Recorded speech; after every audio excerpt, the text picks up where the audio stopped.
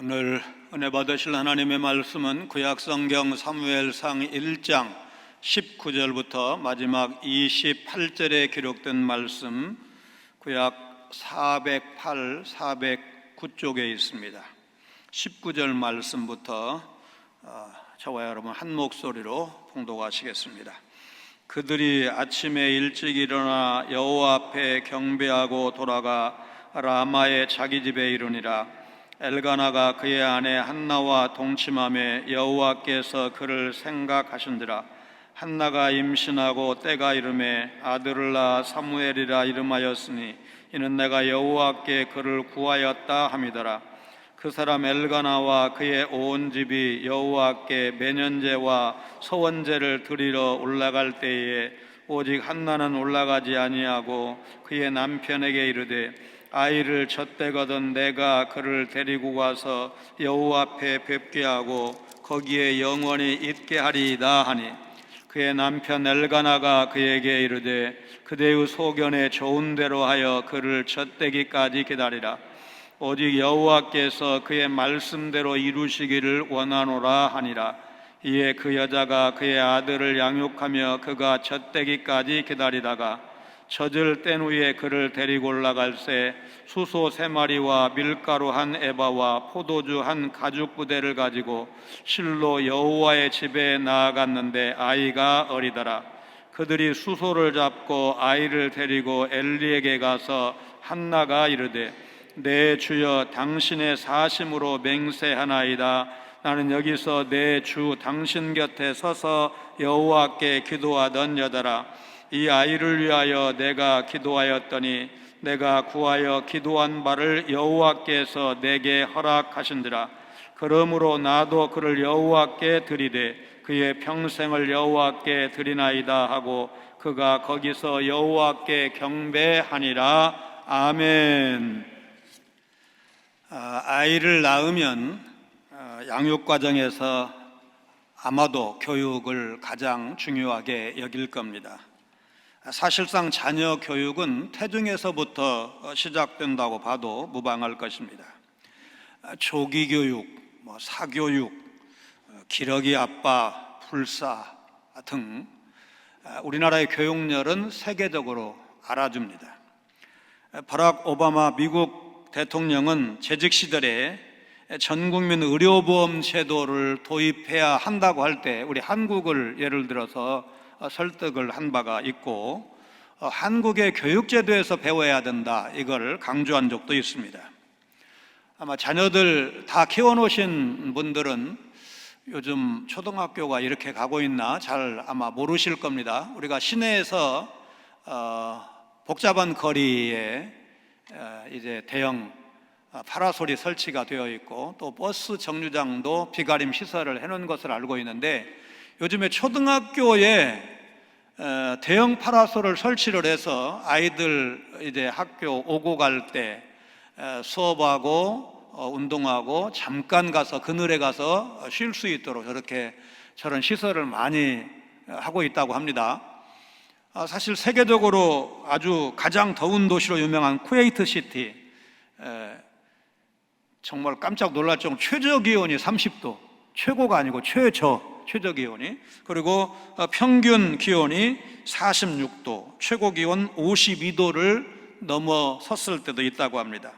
아마 이 정도 날씨면 얼음주머니를 차고 다니든지 미니 선풍기 가지고는 안 되고 에어컨을 항상 들고 다니든지 이 정도 해야 될 것 같고, 아마 거리를 걷는다고 하면 숨이 막혀서 걸을 수가 없을 겁니다. 아이들 학교에서 5분 이상 운동장에 서 있을 수 있을까요? 고등학교 때 교련이 있었고 그때 교련하다가 이렇게 쓰러지는 친구도 있었는데, 이제 그런 경험에 비춰봤을 때 이렇게 46도, 50도 넘으면 정상적인 생활을 할 수가 없습니다.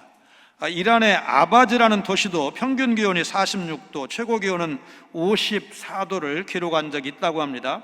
그런데 이란의 초등학교에도 대형 파라솔은 없다고 합니다. 너무나 더우니까 학생들이 아예 그냥 수업을 빼먹고 온종일 호수에서 수영을 하기도 하는데, 그래도 대형 파라솔을 학교 운동장이나 아이들 쉴 수 있는 그늘 만들어주지는 않는다고 합니다. 한국에서 6년째 사는 호주 출신의 한 여성은 이렇게 말했습니다. 한국은 정말 대단한 나라예요. K-팝뿐만 아니라 문화, 방역, 영화 등 세계인들이 좋아할 만한 가치가 충분한 것들만 만들어내고 있어요. 그리고 아이를 키우는 엄마 입장에서 학교에 이렇게 커다란 대형 파라솔이 설치되어 있어서 얼마나 좋은지 몰라요. 길거리를 가다가도 대형 파라솔을 찾게 되고 대형 파라솔 아래에만 서 있게 돼요. 그러나 우리나라 교육을 고비용 저효율이다, 비용은 너무 많이 쓰는데 세계적으로 다른 나라와 경쟁했을 때, 특별히 선진국 교육과 경쟁을 했을 때 우리가 뒤처지고 있다, 이런 비판을 받고 있는 것도 사실입니다. 그 뿌리를 분석을 해보면 부모들이 자녀를 자기 소유라고 생각하는 데서 과열된 교육열이 시작되었다고 분석을 합니다. 발상의 전환이 필요한 부분인데, 사실 모든 사람은 행복하기를 원하죠. 그래서 각자가 원하는 방식으로 그 행복을 찾기 마련인데, 과연 행복한 인생이란 어떤 인생인가, 오늘 사무엘상 1장 후반부 말씀을 통해서 그 답을 찾아보고자 합니다. 하나님은 불임으로 고통당하는 한나를 돌보셨고 아들을 주셨습니다. 19절에 그들은 한나의 가족 전체를 말할 겁니다. 그들이 아침에 일찍 일어나 여호와 앞에 경배하고 돌아가 라마의 자기 집에 이르니라. 엘가나가 그의 아내 한나와 동침하며 여호와께서 그를 생각하신지라. 엘가나의 가족은 집으로 돌아오기 전에 한 번 더 여호와 앞에 경배했는데, 매일 아침 회막문 앞에 드리는 상번제 때 하나님께 경배한 것을 말합니다. 상번제는 출애굽기 29장을 보면 제사장이 매일 아침과 저녁에 어린 양 한 마리를 여호와께 드리는 번제를 상번제라고 합니다. 한나의 가족은 여호와께 경배한 후에 라마에 있는 집으로 돌아왔다고 했습니다.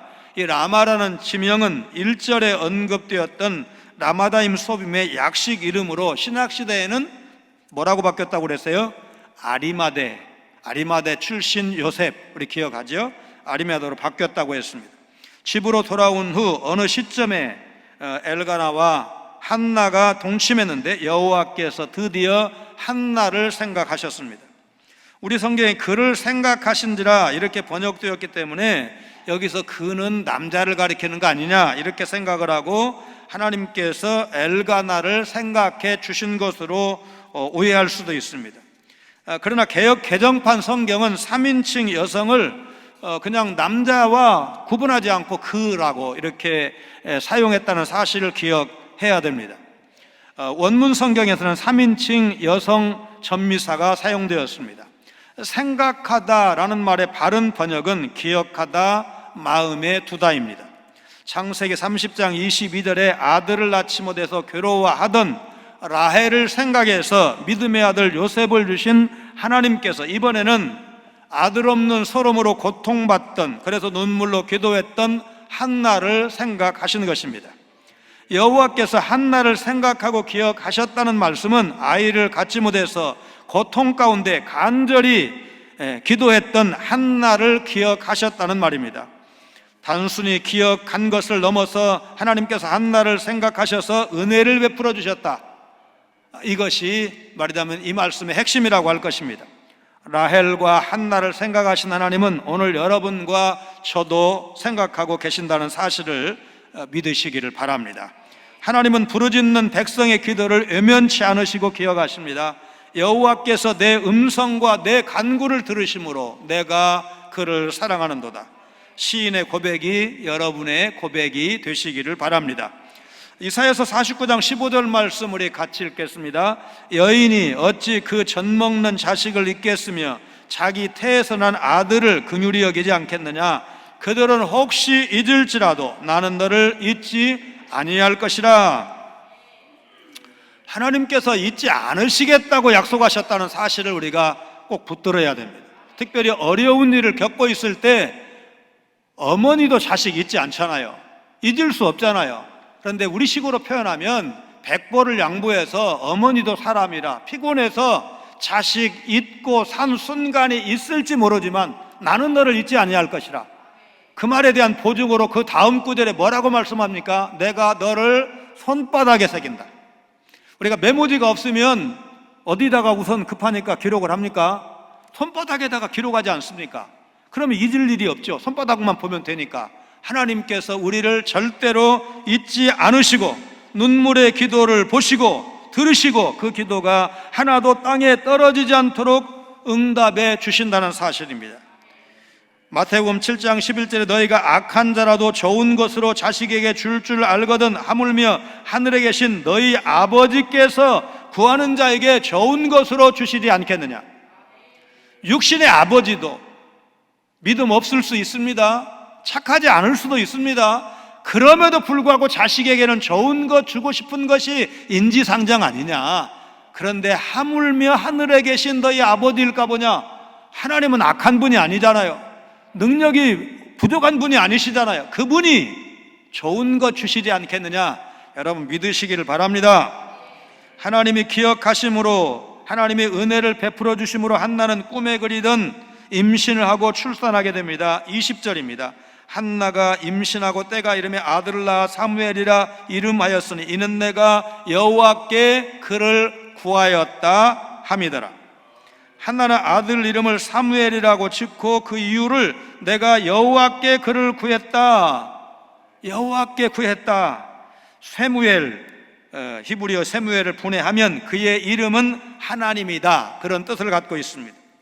사무엘은 하나님께 기도해서 그 응답으로 얻은 아들이라는 뜻입니다. 한나는 평생 사무엘의 이름을 부를 때마다 자신의 간절한 기도에 응답하신 하나님의 은혜를 기억하면서 감사했을 것입니다.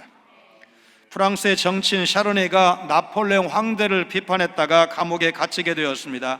세월이 흐르자 그의 친구들, 가족들도 점점 잊혀져 갔습니다. 처음에는 면회를 자주 왔는데 점점 뜸해지기 시작했습니다. 그는 벽에 이렇게 적었습니다. 아무도 나를 돌보지 않는다. 그러던 어느 날 감옥 바닥에 있던 돌 틈에서 푸른 싹 하나가 돋아났습니다. 단단한 바닥을 뚫고 자라는 새싹에 감동한 샤르네는 마실 물을 아껴가면서 매일 조금씩 잎사귀에 부어주었습니다. 도저히 자랄 수 없는 곳에서 어떤 꽃보다 아름답게 피어난 꽃봉오리를 보면서 그의 마음은 긍정으로 변했고 이전에 그를 지우고 이렇게 썼습니다. 하나님이 돌보신다. 감옥에 아름다운 꽃이 피었다는 소문은 간수들, 귀족들을 지나 마침내 나폴레옹의 아내 조세핀 왕비의 귀에도 들어갔습니다. 꽃을 진심으로 사랑하고 돌보는 사람이라면 결코 나쁜 사람이 될 수가 없다. 왕비는 황제에게 재고를 건의했고 결국 샤르네는 석방되었습니다. 조세핀 덕분에 샤르네는 기적처럼 석방되었고 감옥에서 키운 꽃을 옮겨 심어 평생 기르면서 하나님의 은혜를 한순간도 잊지 않았다고 합니다. 길가에 핀 이름 없는 꽃 한 송이도 하나님은 그냥 내버려 두시지 않습니다. 어떤 피조물보다 나를 가장 아끼고 돌보시는 하나님의 은혜, 나를 구원하시기 위해서 독생자를 십자가에 피 흘려 죽게 하신 그 하나님의 은혜 절대로 잊지 않고 살아가시는 여러분 되시기를 바랍니다. 성경은 여러분과 저도 죄로 말미암아 고통 가운데 살고 하나님 앞에 도저히 나아갈 수 없는, 그래서 그는 허물과 죄로 죽었던 너희를 살리셨도다 라고 할 만큼 하나님의 진노와 심판 아래 놓인 죽은 자였다고 증언하고 있습니다. 하나님은 고통받던 한나를 돌보신 것처럼 여러분과 저를 사랑하시고 돌보십니다. 우리를 생각하시고 그분의 아들 예수 그리스도를 이 땅에 보내셨고 그의 대속의 죽으심을 믿는 자에게 새로운 생명, 영생을 허락하셨습니다. 그러므로 우리가 받은 생명은 우리에게서 나온 것이 아닙니다. 하나님의 은혜이고 그래서 우리는 그걸 선물이라고 말합니다. 그러므로 우리는 영원히 하나님의 영광 안에 살면서 하나님을 아버지라고 부르면서 하나님의 합당한 아들로, 딸로 당당하게 살아야 한다는 사실 여러분 믿으시기를 바랍니다. 하나님의 자녀로서 성도는 하나님이 주신 생명을 가지고 마음대로 살아서는 안 됩니다. 한나는 사무엘을 낳은 후 그가 혼자서 살아갈 수 있도록 말하자면 젖을 뗄 때까지 기다렸습니다. 3절에서 이미 명시된 바와 같이 엘가나의 가족은 매년 하나님의 회막이 있는 실로에 가서 제사를 드렸습니다. 21절 22절입니다. 그 사람 엘가나와 그의 온 집이 여호와께 매년제와 서원제를 드리러 올라갈 때에 오직 한나는 올라가지 아니하고 그의 남편에게 이르되 아이를 젖대거든 내가 그를 데리고 가서 여호와 앞에 뵙게 하고 거기에 영원히 있게 하리이다 하니, 엘가나 가족이 드린 서원제가 구체적으로 어떤 서원에 대한 제사인지 기술되어 있지 않지만 11절에서 한나가 하나님께서 아들을 주시면 평생 나실인으로 드리겠습니다 했던 서원과 관련된 제사라고 봐야 할 것입니다.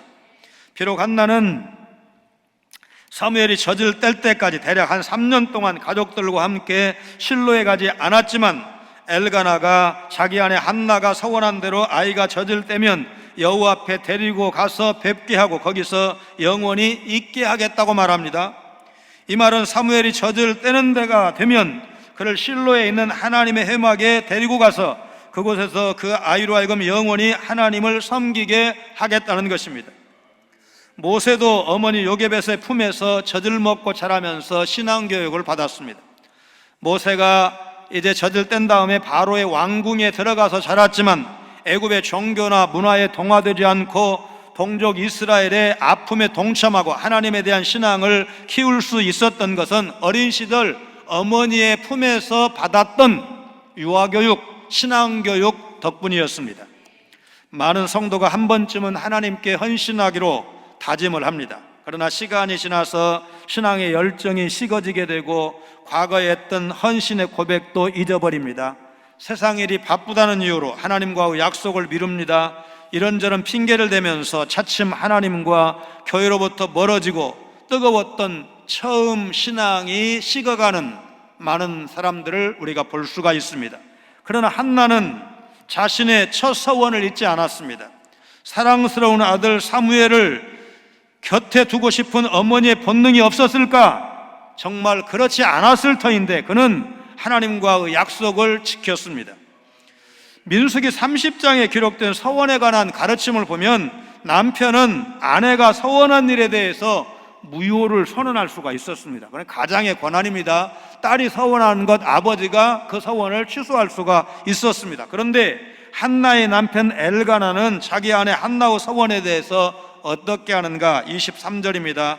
그의 남편 엘가나가 그에게 이르되 그대의 소견에 좋은 대로 하여 그를 젖대기까지 기다리라. 오직 여호와께서 그의 말씀대로 이루시기를 원하노라 하니라.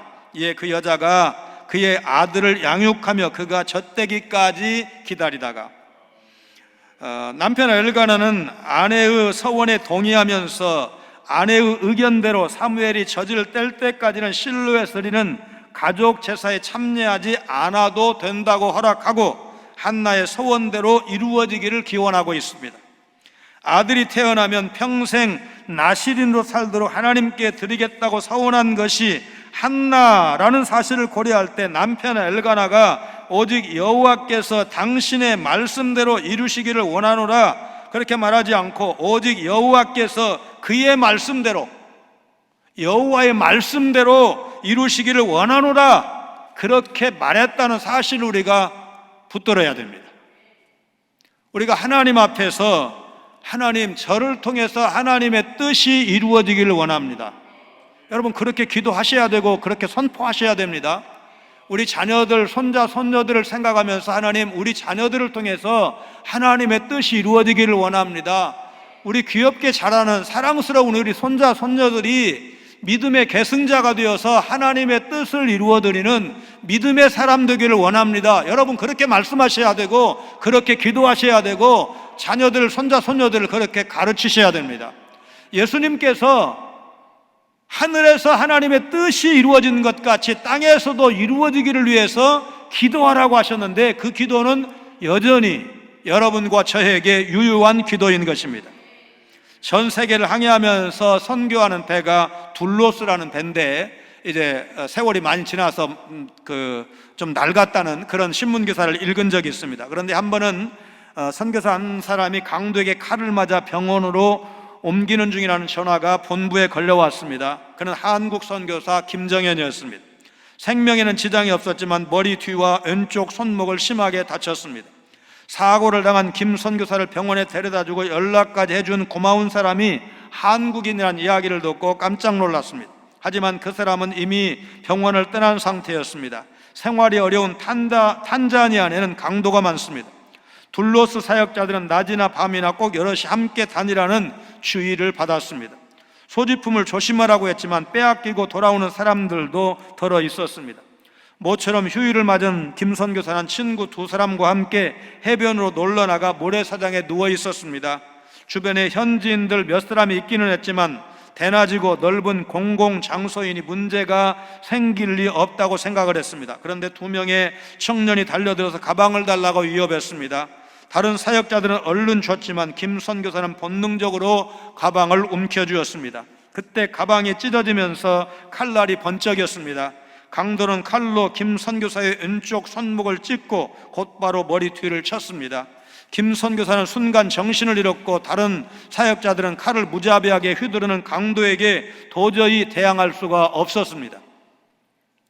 바로 그때 어떤 한국인이 달려와 빨리 차에 타라고 했고 가까운 병원으로 옮겨주었습니다. 다행히 선교사는 빠르게 회복되었고 그 일을 겪은 후 김 선교사는 탄자니아 사람들을 오히려 더 사랑하는 마음을 갖게 되었다고 간증했습니다. 또한 친절한 한국인으로부터 하나님의 손길을 경험했다고 말했습니다.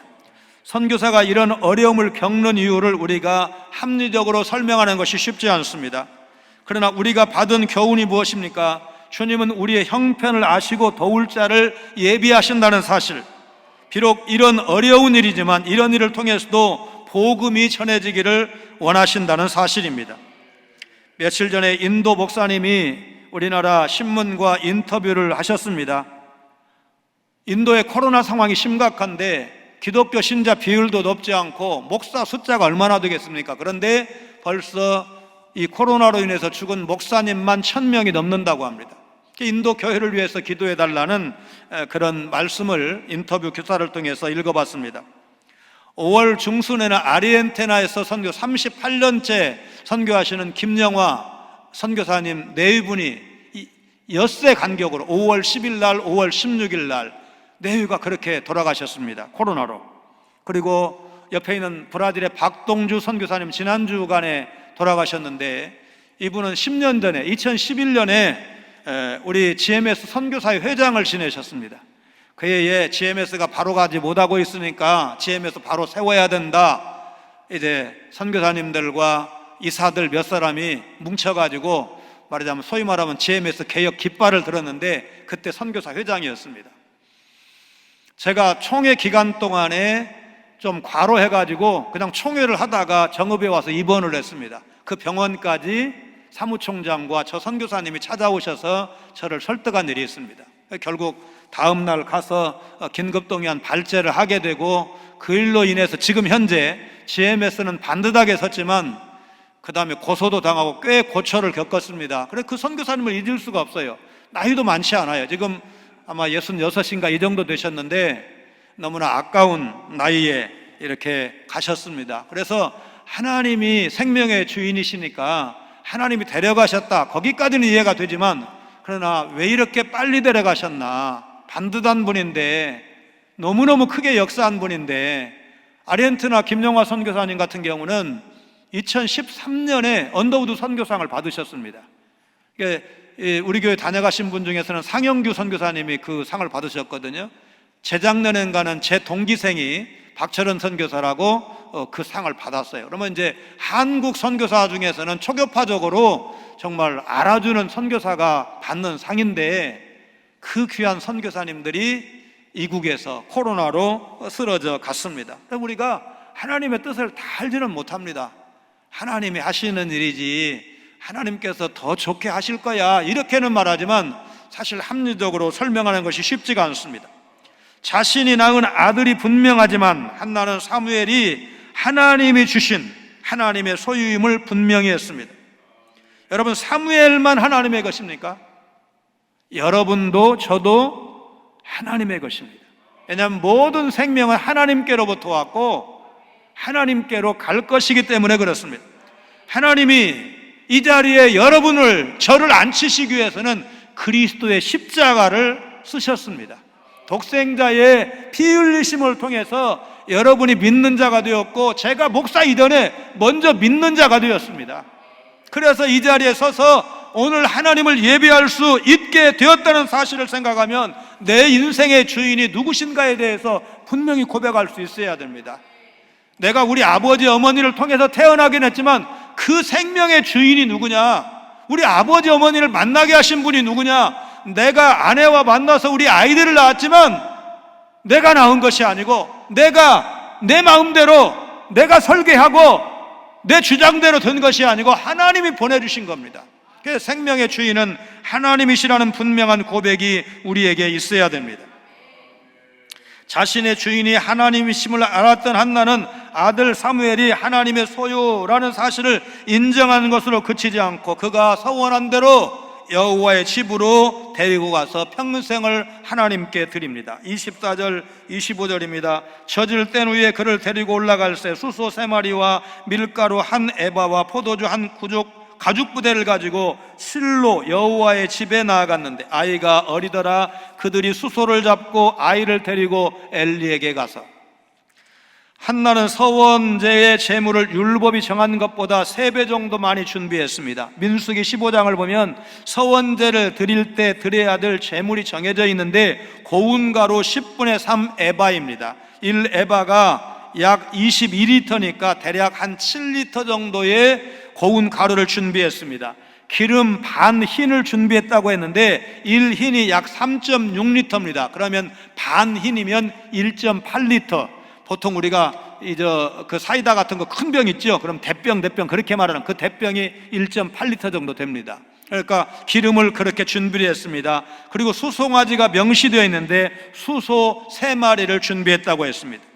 한나가 율법에 정한 그 규정보다 3배나 많은 제물을 준비한 이유가 무엇일까?